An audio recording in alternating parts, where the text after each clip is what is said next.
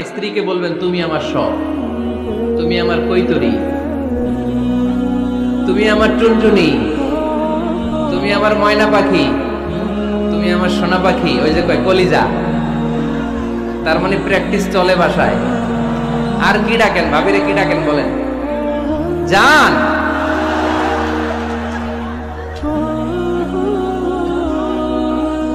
জান ডাকেন। আর ভাবি কি ডাকে আপনাদেরকে? বাবু। কি ডাকে? বাবু ডাকে। আর কি ডাকে? হ্যাঁ, বেবি। পোলাপান কত দুষ্ট দেখছেন, বেবি ডাকে নাকি?